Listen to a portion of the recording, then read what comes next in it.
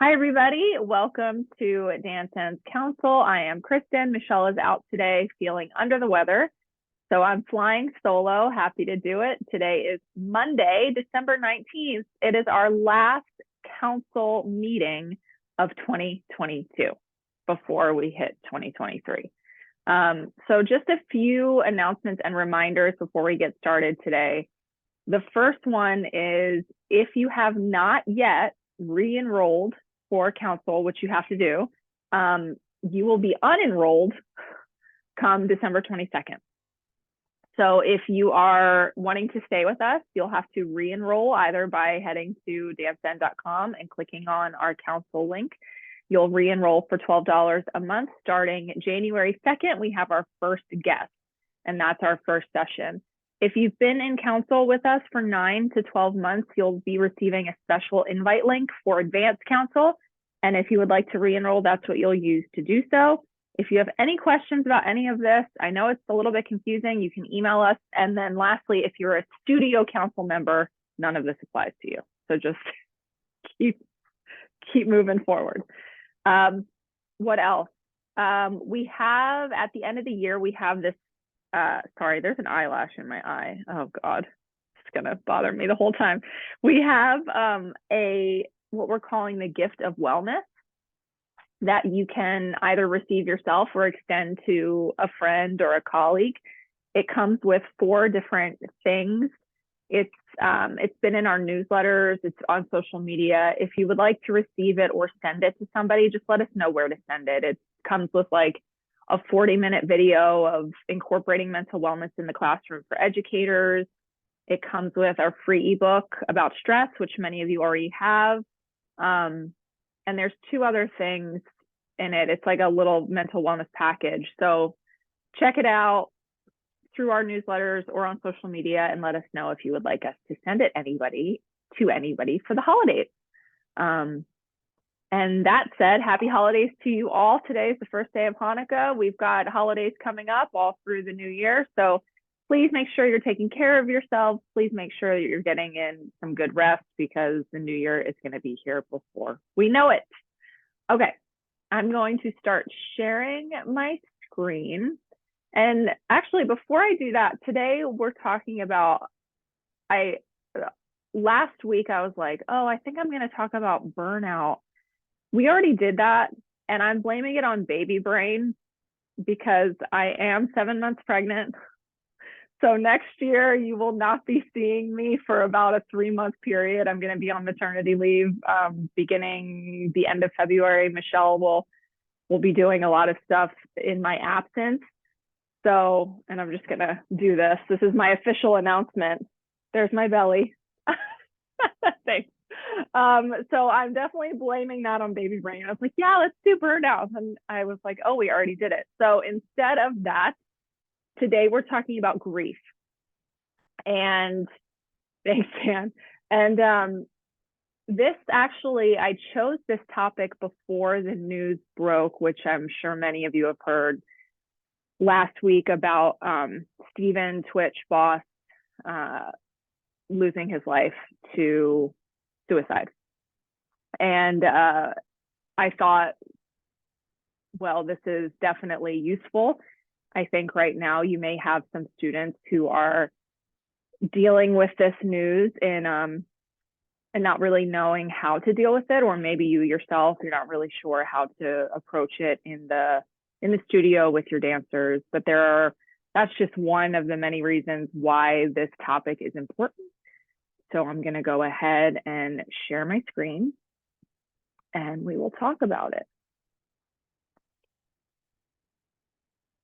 Okay. All right. So the role of grief in dance. We talked about this so much in council over the past 12 months. As educators, we see our students for just a tiny sliver of their day, right? For a sliver of their life, but we don't ever see them in isolation from it. So just because we're in a studio doesn't mean that the lives of our students outside the world stay separate from what we're doing. And often because of that, as dance educators, we're not always prepared to deal with some of the issues that come into the room, right? Some of the outside issues, such as students' experiences with grief. And so let's learn a little about it, what it looks like, how we might be able to help support students for whatever reason they might be experiencing it. Okay. So what is grief and why do we experience it? Well, the definition of grief is the acute pain that accompanies loss. And it's important to note that this grief is not limited to the loss of people specifically. And it is a reflection of what we love. So it's losing anything that we love, whether that's a person, a thing, an identity, a projection of a future we thought we would have, right? So all of these things are tied up in how we define grief. And grief often includes psychological distress. It includes separation anxiety, confusion, yearning. It can include obsessive dwelling on the past and apprehension about the future. Sometimes this can take the form of regret for something that was lost. It can take the form of remorse for something that was done, or a form of sorrow, right? So all of these different kind of emotions are all wrapped up into grief. And for some people, there are different types. The grief is a short-term phenomenon, which is known as acute grief.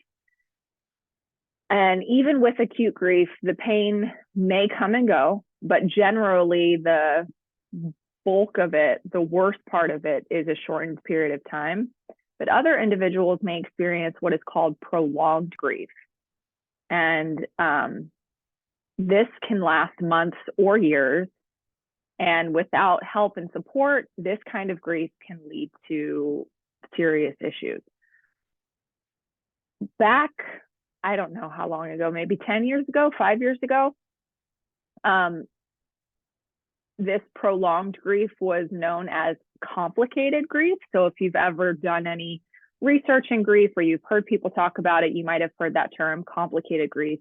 But now we are using the term prolonged grief disorder. And it actually affects only less than 10% of people who experience grief. So most of us, when we are grieving, will fall into the acute grief category, which is good news. The not so good news is that research on grief is actually very sparse. Grief hits us both biologically and psychologically. And because of that, I found this quote by a researcher, which I'm going to read right now. Quote, "Hybrid science is seldom well-funded. Grief is neither a disease, nor is it classified as a mental disorder. And the main funding agency, the National Institute of Health, has no single established channel for funding it." So grief is kind of this redheaded stepchild in the scientific community. There's not a whole lot studied about it because it is this strange hybrid thing, but there is some studies that we will talk about today. So now that we know sort of what grief is and what it includes and why somebody might be grieving, let's talk about how it affects the brain. What goes on in the brain when we grieve? Well, there is an associate professor of psychology at the University of Arizona, O'Connor is her name, and she explains grief, and I love this explanation, as the brain's attempt at learning.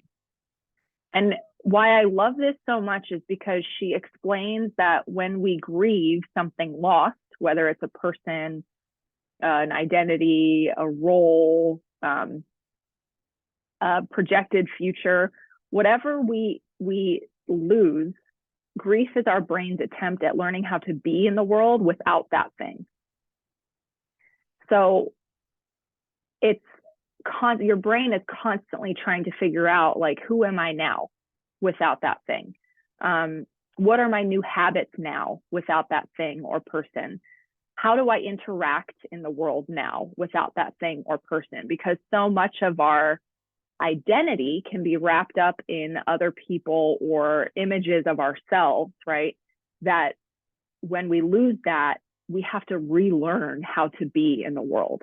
And that's basically what is going on in our brain when we grieve. And because our identity can be wrapped up with all of those things, the brain processes grief as a loss of part of ourselves. So you might have heard people say, like, I just feel so lost. I feel like I've lost a part of myself. Like, these are actually emotions that are backed by what's happening in the brain, that your brain actually perceives it that way too, like a part of you is now gone. And how do we, now we have to learn a totally new way of operating in the world. That's what goes on in the brain when we are grieving. And sometimes people will often fall into or engage in grief-related rumination. Rumination is when you have the same thoughts over and over, and they kind of just, you ruminate in them in the brain. They like stay there. And the way that some scientists are explaining this is, if you've ever had thoughts, would have, could have, should have, that start with those words, that's rumination thoughts, and especially around grief, because what happens is these thoughts are creating the scenario in which whatever you've lost isn't actually lost, right? I could have done this. I should have done that. What if I had done that? And all of these different scenarios end up with not losing the thing that you actually lost, which is not helpful, because we know the brain is now trying to process the loss and learn a new way to be in the world. So when we get caught in these ruminating thoughts, we're actually doing the reverse. We're trying to like lean back into what it was like when we had that thing. So that can be really painful, because you're having to like experience the loss over and over again once you come out of that ruminating. And it can extend the amount of time that you are grieving because your brain isn't fully processing the loss. And then lastly, another thing that happens in the brain when we grieve is a lot of emotional intensity. Grief kind of ups everything that we're feeling and intensifies all emotions. Their researchers say that, you can experience panic, you can experience anxiety, you can experience sadness. And because everything is intensified, our brain has trouble and difficulty concentrating on tasks. Our brain has trouble sort of envisioning next steps or seeing the light at the end of the tunnel, in other words, because there's a lot of confusion about what happens next, right? Because part of our identity is lost, and part of the old way that we were used to doing things is lost. So grief is like someone turns up the dial on all of these emotions, and it can lead to cognitive difficulties. So that's what goes on in the brain when we are grieving. And next, we're going to talk about what happens in the body when we grieve, because this does affect us, like I said, not only psychologically, but also biologically. And we know that when we are in a grief state, it's a sort of stress state. So the brain sends stress hormones to various parts of the body, which signals to both the cardiovascular and the immune systems that something is wrong.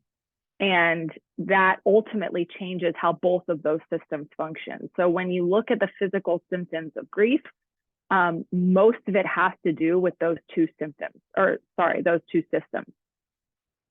One thing that can happen is an increased blood pressure and risk of blood clots. So there was a study published in 2020 that showed that people who scored higher on measures of grief also had higher levels of both cortisol and epinephrine, which we know are the stress hormones. And over time, those high levels of those hormones, also known as chronic stress, increases the risk of cardiovascular conditions, as well as diabetes, cancer, autoimmune conditions, depression, and anxiety. So if we keep those hormones up, it can lead to all of those problems. Another study published in 2012 found that those who tested high on grief assessment tests also had a raised risk of developing blood clots because their cardiovascular system was all out of whack due to the stress hormones. And they also are, those people that are experiencing grief are also at greater risk of heart disease and heart attack. There have been studies that show during the first few weeks of grieving, people have increased heart rates, higher blood pressure, and maybe more likely to have heart attacks. Within the first 3 months, research on those same grieving people show that they are nearly 2 times more likely to die than those not grieving. And after a year, if people are still grieving pretty strongly, those people are 10% more likely to die than those who are not. So this really, really, really affects our bodies in a way that can cause serious, serious issues if not dealt with. And then lastly, people who are in the grieving process show higher levels of inflammation. And this is how the stress hormones affect the immune system. Higher levels of inflammation is a marker of our immune system in overdrive, like trying to rid our body of what it deems a foreign substance that's doing us harm. And if you have chronic inflammation over a long period of time, that comes with its own health problems as well. So all of these things happen in our body when we grieve. Now, they don't happen to everybody. And a lot of this is in the prolonged grief category for those that are grieving a long, long, long time. But remember, that's only about 10% of the grieving population. So those of us who are experiencing what's more normative, the acute grief, will have a little bit of this, but not to, the extent that some of these studies have shown. Okay. And there are a lot of myths, I think, because there's not a whole lot of science, or people don't really talk about it a lot. It's not something that we really understand unless we're doing this research. There's a lot of myths about grieving. And so I wanted to go through some of them because some of these I thought were true, that before I started my research, I realized now they're not. So the first myth about grieving is that there are stages in the process. And I'm sure that many of you have heard the 5 stages of grief.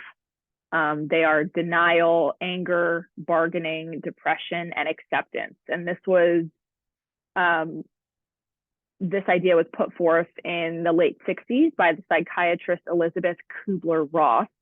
And it sort of was just the framework of grief that people believed and operated under for a really long time.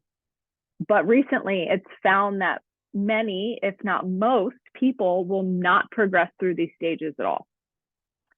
And while some people do experience the stages, and now, and some people do end with acceptance, grief is now understood to be highly individualized and unpredictable. So those 5 stages that we hear a lot about don't necessarily, that's not everybody's path or everyone's experience with grief.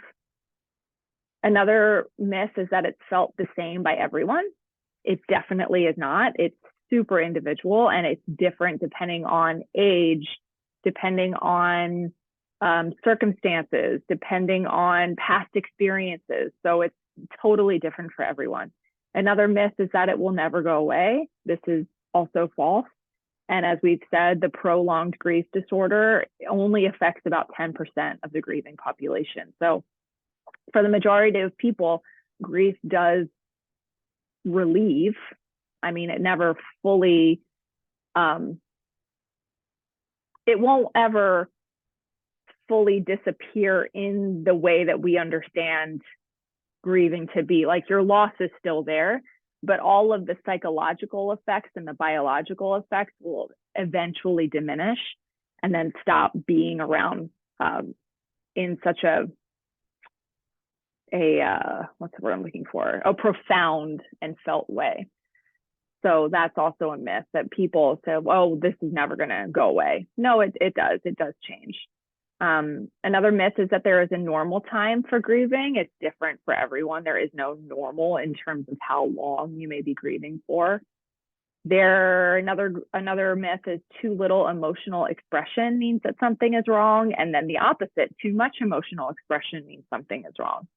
Everyone grieves in their own way, and if somebody is showing emotion or not showing emotion, none of it is right or wrong. It's just how they're processing information, how their brains are working, and how they're dealing, right?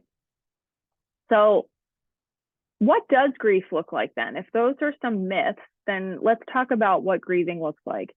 Like I said, it's different for everyone. It depends on circumstances and age.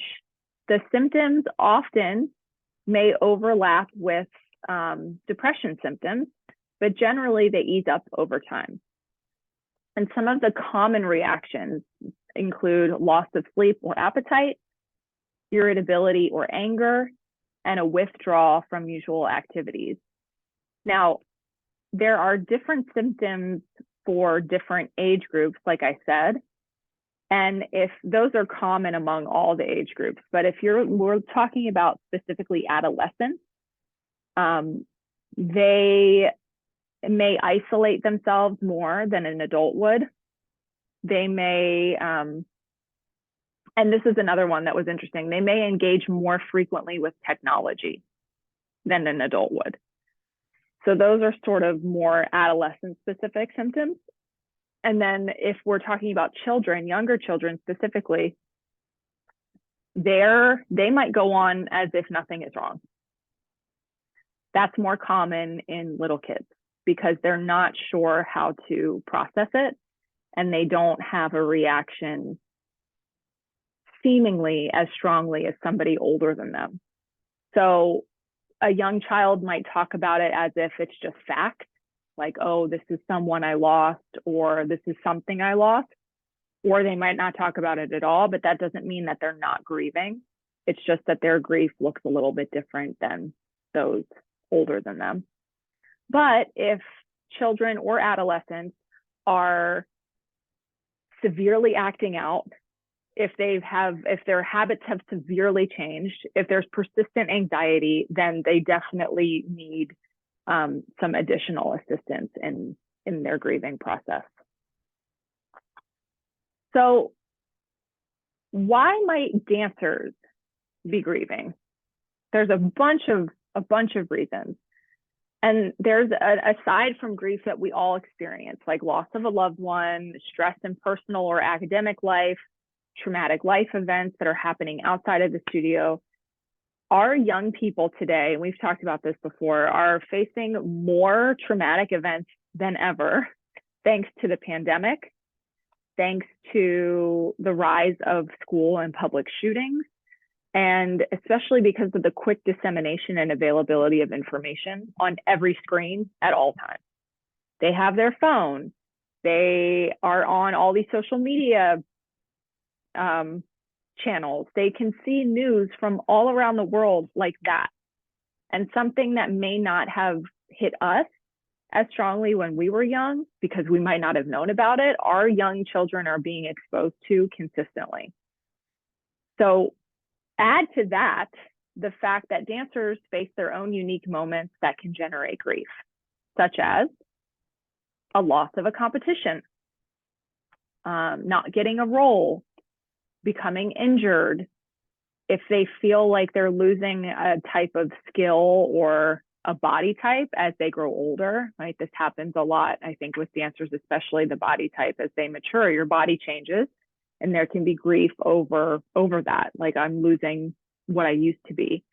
They might grieve a loss of a normal life outside of dance, depending on how serious their dance training is.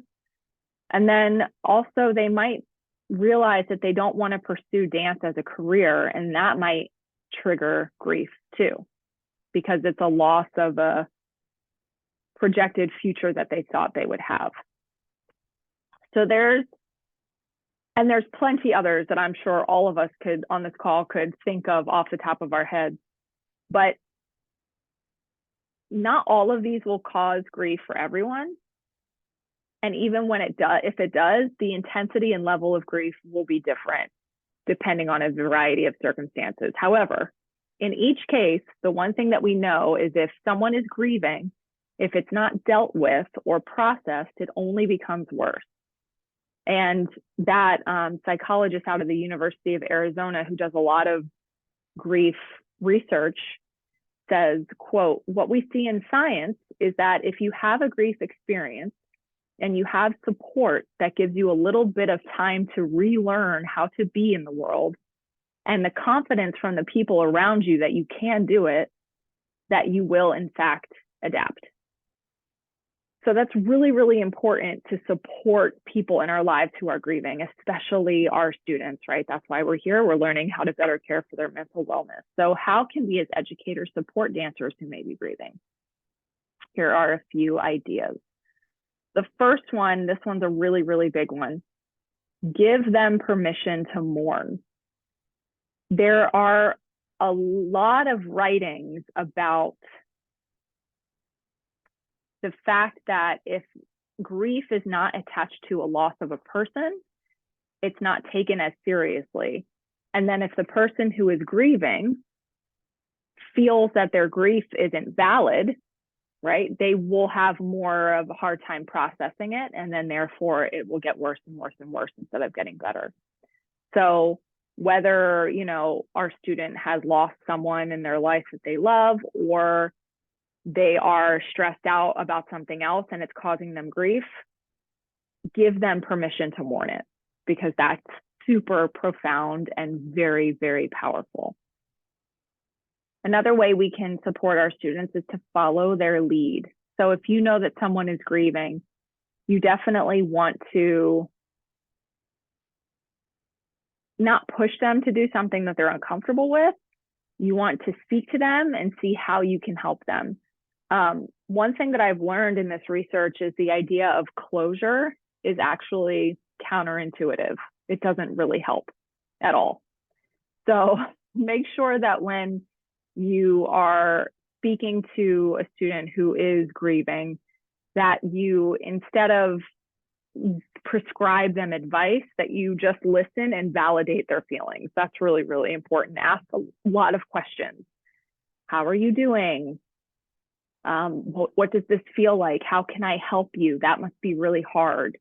Instead of trying to solve it for them, right? Like, that's not your job. Your job isn't to give them the answer or to make it better. It's just to let them know that you're there to support them in any way that you can. You also want to make sure that you're asking permission to share if someone is grieving and you think that someone else in the studio should know about it, or somebody else in your organization should know about it. You want to be sensitive to the fact that it's not your information to share.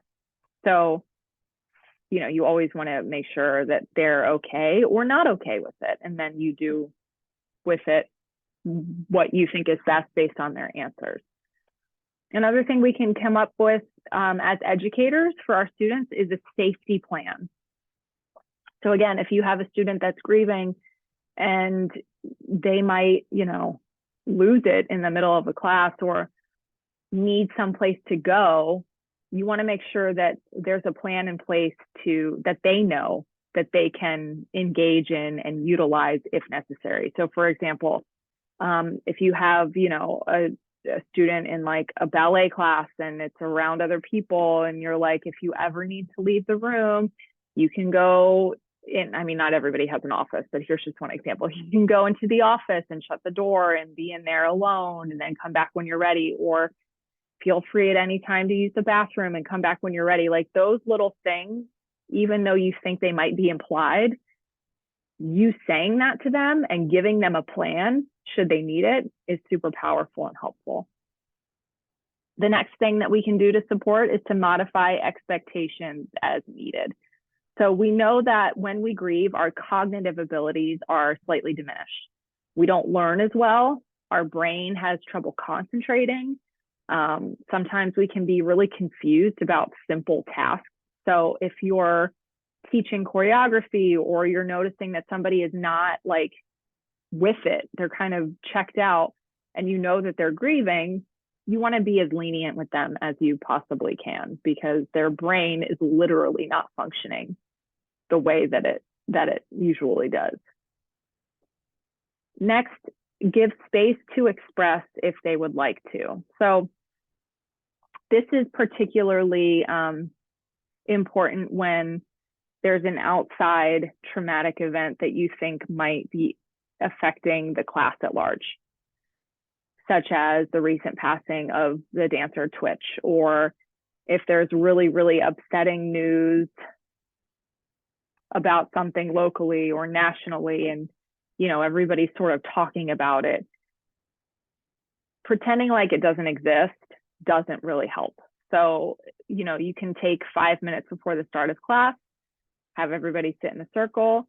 Nobody has to say anything if they don't want to, but just giving it space to be and acknowledging the moment and acknowledging what's going on can be a powerful way to help people move through their grief.